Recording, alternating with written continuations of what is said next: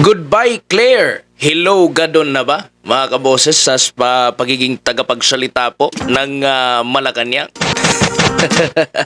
Yan po ang pag-uusapan natin ngayong araw, mga kaboses. Kasi po, marami po ngayon, no? Ang mga iba't ibang reaksyon o komento mula ho sa taong bayan, mga kaboses. Kasi nga, ito nga hong si Attorney Claire Castro, di ba?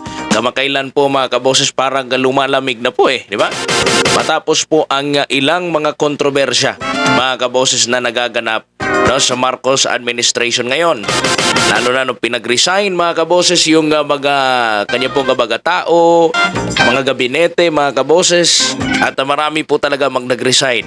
No, mga kaboses. At meron pong mga na-retain. Ngayon po yan po ay isa rin sa ating tatalakayin, mga kaboses. Pero bago po ang lahat, kung totoo man ito, mga kaboses, no, na si Larry Gadon ang posibleng papalit kay Attorney Claire Castro, papayag ka ba, mga kaboses? Ngayon, malalaman natin yan, mga kaboses, dahil babasahin natin. Ito pong isang komentary po. Magre-react po tayo sa isang komentaryo po, mga kaboses, na sinulat ni Munching Lumantas. Isa po nga political vlogger din po ito, mga kaboses. So, stay tuned, pakisubscribe, like, and share po sa ating YouTube channel at pakiclick na lang din po ang notification bell para palagi po kayong updated sa lahat po natin ng mga uploads dito sa Standpoint Analysis, mga kaboses.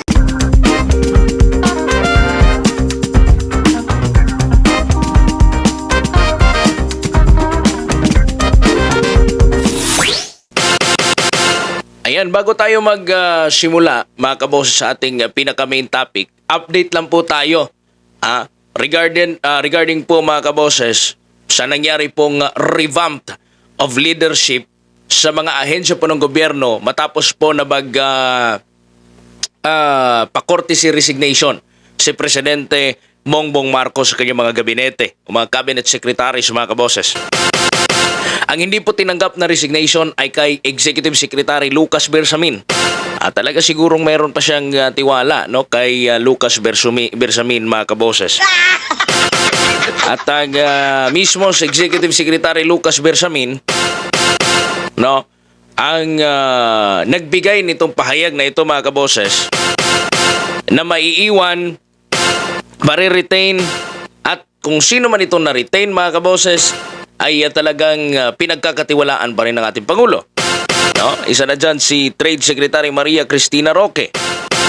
Sa trade yan, mga kaboses, no? At si Finance Secretary Ralph Recto. Si Department of Economy, Planning and Development Secretary Arsenio Balisacan.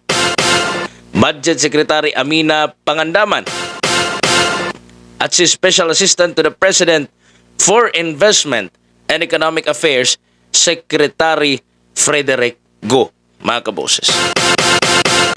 Sila po yung mga nananatili ngayon o mananatili sa gabinete.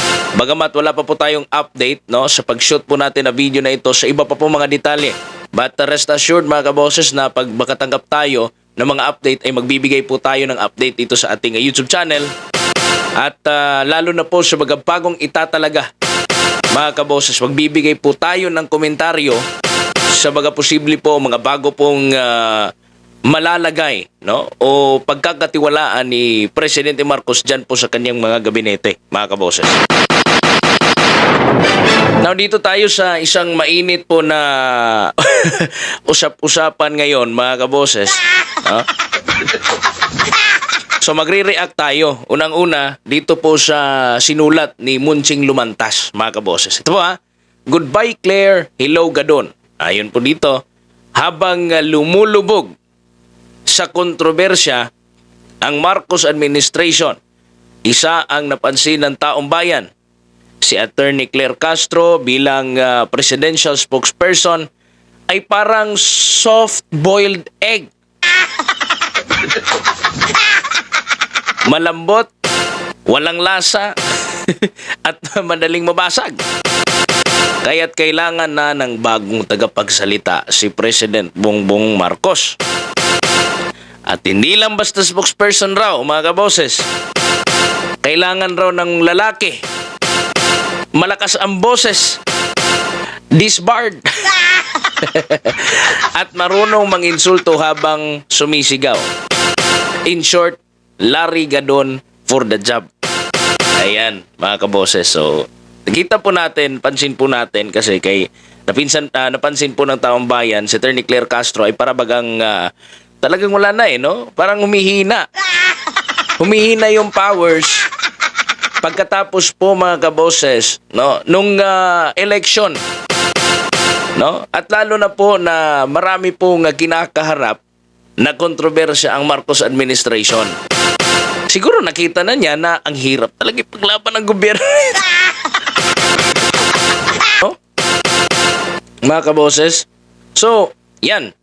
Balik tayo dito. In short, Larry Gadon for the job.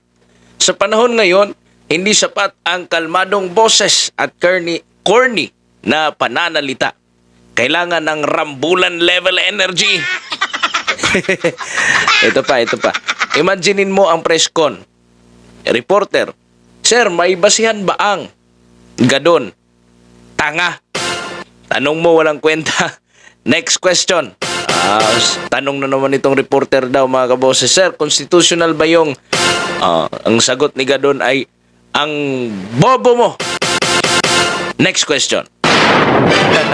Boom! Crisis averted. At sa totoo lang, sa panahon ng sunod-sunod na supply, kailangan na ng tagapagsalita na hindi lang sumasagot, sumasagasa. Wow! Kaya, please lang, para sa ikabubuti ng lahat, palitan na si Claire, ipasok na si Gadon. kung lulubog din lang, lububog na tayong mag-ingay. Ha? Para bang, since wala naman tayong pag-asa, bardagulan na. At may disclaimer po ito si Monching Lumantas, mga kaboses. Ang artikulong ito raw ay isang likhang satire o satira. Ano man pagkakatulad sa totoong tao, pahayag o pangyayari, bagamat minsan sinasadya, ay para sa layunin ng katatawanan at komentaryong pampolitika. Hindi ito sumasalapin sa opisyal na posisyon ng alinmang institusyon o personalidad na nabanggit. Ang mambabasa ay hinihikayat na gumamit ng sentido komon at sense of humor, mga kaboses. So, ayan, no? Malinaw na ito'y, pa lang, no? Pure commentary lang. Hindi naman po talaga sinabi na papalitan ni Attorney Claire, ni Larry Gadon si Attorney Claire. But parang lang tayo no? Forecast lang tayo di ba? Mga kaboses. At ito, sa pagbasa po natin ng komentaryo na ito mga kaboses, agad po tayong research dito po kay Attorney Claire at Larry Gadon, di ba? Unang pinaglaban ni Attorney ni Disbard, no? Na abogado, Larry Gadon, mga kaboses, na hindi raw siya kasama sa pinagpaparesign.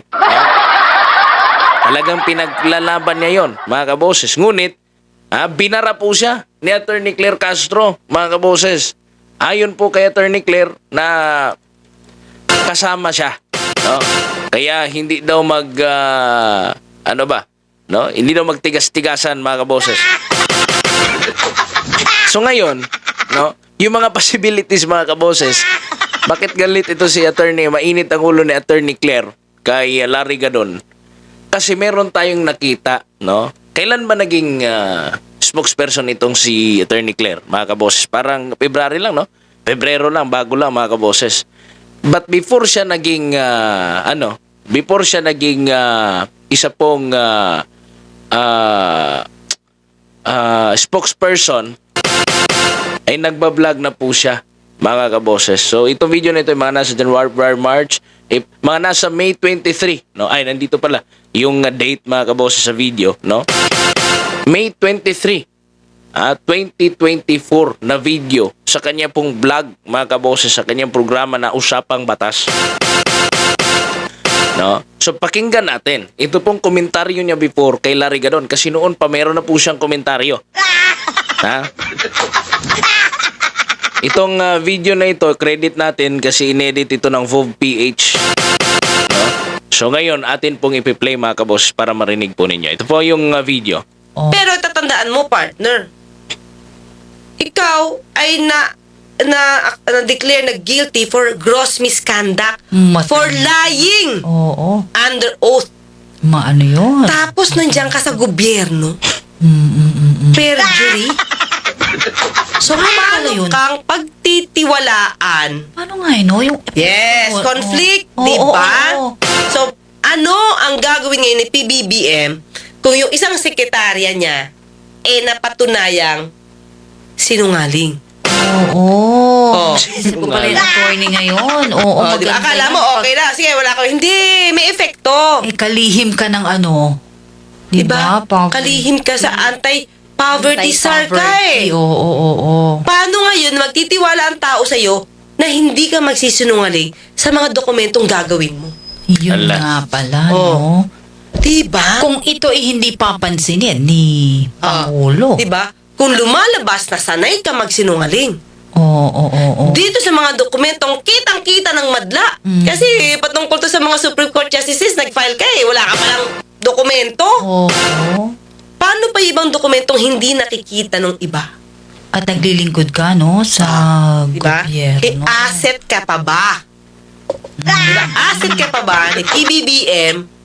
At magiging proud pa ba si PBBM na meron siyang isang sekretary Na ganito ang na sinungaling? naging desisyon, no? Dapat mapag-isipan niya ng mahal nating Pangulo ngayon. Diba? Oo. Kasi, diba, Supreme Court to, partner. Kataas-taasang. Hindi na ito mababago. Oo. Tapos, he was fined and declared ineligible for judicial clemency. Ganon katindi yung pagsisinungaling niya. Yun na patunayang pagsisinungaling niya. Tapos nandiyan ka pa sa government. Gadon, sinungaling ka raw, no? Diba? Ayan. PBBM, isip-isip muna. Oo. Tapos siya nagsabi ng, ito pa, pagsisinungaling daw to siya nagsabing, haka-haka ang kahirapan ng mga Pilipino. Isa pa yun. O, paniniwalaan ba natin yun? O, pagsisinungaling yun? Sabi ng Supreme Court, sanay ka magsinungaling. O, yung haka-haka mong opinion. Nako. Pagsisinungaling ba yan? Saan ang scientific basis mo na yung kahirapan ng Pilipino, haka-haka lang? Ayun. Palakpakan natin si Attorney Claire.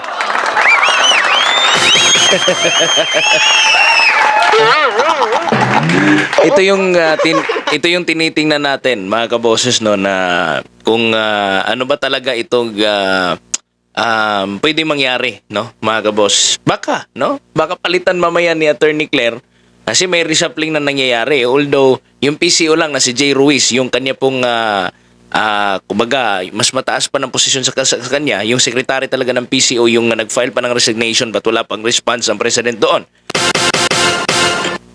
Siya po'y undersecretary pa lang. Undersecretary lamang po si Attorney Claire Castro. Hindi po natin alam yung takbo. But what if mag-swap sila? No, ano kaya mangyayari, mga kaboses? Ito yung nakakatawa kapag mag-swap sila. Alam na natin yung pelikula doon sa pagiging spokes, mga kaboses, kung si Attorney Larry Gadon. Ito pa, meron pa tayong isang video, mga kaboses. If ever ganito yung matatanggap natin, no? Ganito si Attorney Larry Gadon sa harap ng media. Ito po. Pakinggan po natin.